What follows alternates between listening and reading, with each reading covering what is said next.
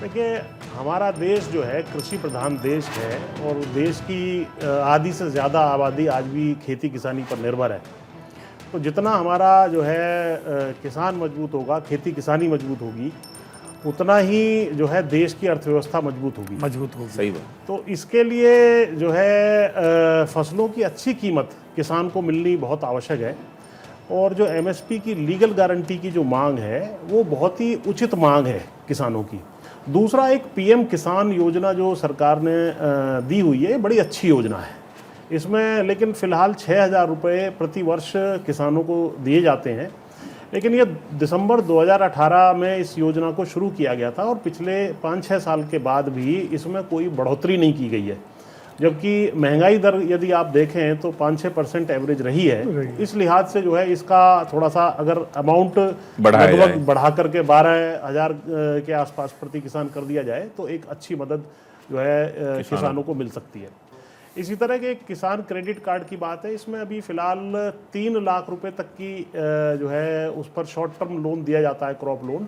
तो हमारा निवेदन है कि इसमें हमारी ज़मीनें जो है 50-60 लाख रुपए की या लगभग 1 करोड़ से ज़्यादा तक की भी जो है आड़ रहती हैं, मोर्गेज रहती हैं, इस राशि को बढ़ा करके 10 लाख रुपए किया जाए और इस पर फ्लैट 4% के आसपास जो है मिलना चाहिए ब्याज। और इसमें एक बहुत महत्वपूर्ण योजना जो इन्होंने बीमे की लागू कर रखी है, जो प्रधानमंत्री फसल बीमा योजना है, उसमें 1.5% से लेकर के 5% तक का प्रीमियम किसानों का काटा जाता है अलग अलग फसलों के लिए, रबी की, खरीफ की और बागवानी फसलों में। और बाकी जो है स्टेट गवर्नमेंट और सेंट्रल गवर्नमेंट देते हैं। तो ये 3 लोग हो गए। अगर तीनों में से किसी एक व्यक्ति का प्रीमियम नहीं पहुंचा तो वो मुआवजा किसानों को नहीं मिल पाता। तो इस वजह से, क्योंकि बहुत कम प्रीमियम किसानों से लिया जा रहा है, तो हमारा निवेदन है कि सारा प्रीमियम स्टेट गवर्नमेंट और सेंट्रल गवर्नमेंट आपस में बांट करके इसको करें, तो ये एक होगा। इसी तरीके से पिछले कुछ सालों में जो है किसान गलत जो कुछ नीतियां हमारी रही हैं या किसानों के समर्थन में नहीं रही हैं, उसके कारण कर्ज में भी डूब गया है। तो कर्जा माफ़ी पर भी सरकार को कहीं ना कहीं देखिए विचार करना होगा। ये बहुत ही महत्वपूर्ण सेक्टर है। तो ये तमाम चीज़ें हैं। और कृषि बजट जो आज की तारीख में हमारा है वो लगभग हमारे टोटल बजट का 3% के आसपास बनता है। इसको थोड़ा सा बढ़ा करके 7-7.5% के आसपास किया जाएगा। सही बात। आवारा पशु की बहुत बड़ी समस्या है आज देश के अंदर। आवारा पशु के लिए हम केंद्र और प्रदेश सरकार से मांग करते हैं कि जैसे हमारे बीएसएफ काम करती है, बीएसएफ की तर्ज पर एएसएफ का गठन किया जाए, एग्रीकल्चर सिक्योरिटी फोर्स, कृषि सुरक्षा दल, जिसमें युवाओं को रोजगार भी मिलेगा।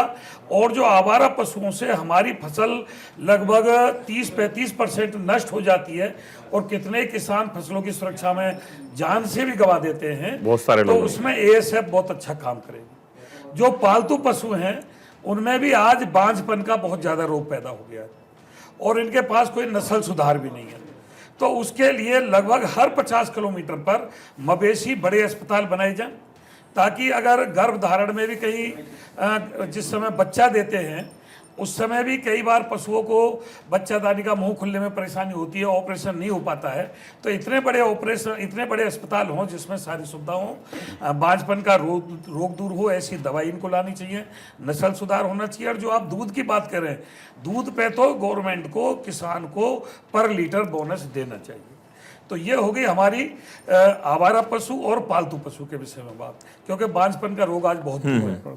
सही बात। इन्होंने एक भारतीय किसान लोक शक्ति ने मांग की थी, जैसे खेतों की खतौनी होती है, घरों की घरौनी बनाई जाती। घरौनी बनी आज गांव में, लेकिन जो गांव हमारे महानगरों के बीच में आ गए वो आज भी गांव हैं, वहाँ इन्होंने घरौनी नहीं बनाया, क्योंकि ये कानून इन्होंने गांव के लिए बनाया और उन गांवों को इन्होंने महानगरों में घोषित कर दिया।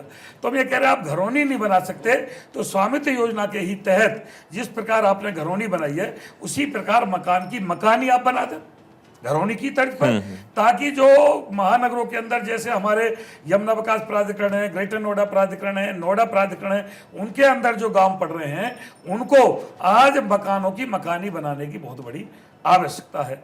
आप जैसे क्रेडिट कार्ड के उसकी बात कर रहे हैं, किसान के खेती पे लोन की तो इतनी इनकी गलत व्यवस्था है कि पहले तो हमें कोई लोन देते हैं, किसी कृषि एग्रीकल्चर पार्ट पे लोन देते हैं तो ऑथराइज डीलर से हमें खरीदना पड़ता है और ऑथराइज डीलर पहले उसके जोड़े दाम बना देता है। किसी भी डीलर से किसान खरीद सकता है, उसको उसका पैसा मिलना चाहिए।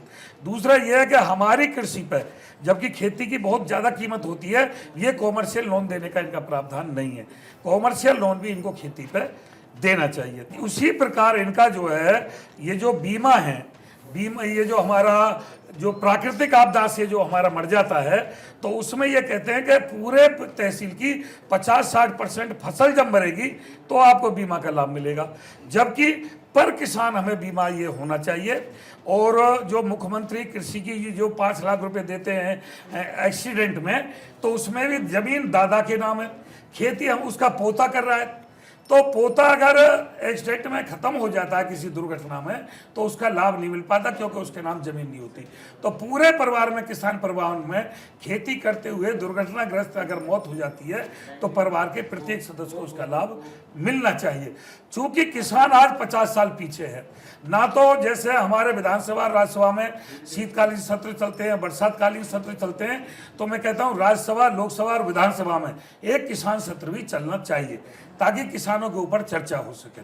यही तो मांग है कि भी हमारी स्वामीनाथन आयोग की जो रिपोर्ट है C2+50 सरकार उसको लागू कर दे, और MSP जो है हमारी वो दे दें। किसान सम्मान निधि दे रहे हैं, अगर आप हमारी MSP लागू कर देते हो तो हमें इसकी भी जरूरत नहीं है। खेती के दाम पूरे फसल दाम मिल जाएंगे, इसकी जरूरत नहीं है। लेने की हमें हाँ, क्योंकि अगर MSP हमें मिल जाएगी और उससे हमें जो किसानों का हमें जो लाभ है वो हमें डायरेक्ट मिलने लगेगा। जैसे आप डॉक्टर साहब पुष्पेंद्र जी ने बहुत अच्छी बात कही है, मैं भी इस पर इत्तेफाक रखता हूँ कि जब हमारी जो ये अमूल है ये दूध खरीद रहा है, और जो गांवों में जो दूध ही कहते हैं जिन्हें लोकल में, वो 10 से 15 रुपये सस्ता ले रहे हैं। भाई जब हमारी एक MSP लागू हो जाए कि भाई इतने का रेट सरकार ने इस दूध का खोला है, तो गांव में किसान का दूध भी उसी रेट में जाना चाहिए, जिससे किसान को सीधा, क्योंकि नगद रुपया का जो किसान के पास उपाय है वो दूध से ही होता है। उसके घर में अगर नगद रुपया आएगा जो है शक्ति जी, तो वो दूध से ही आएगा, क्योंकि उससे ही वो अपने घर के जो खाना राशन वो लाता है, और जो फसल ला के बेच खाता है वो साल में 6 महीने में उसे पैसा मिलता है।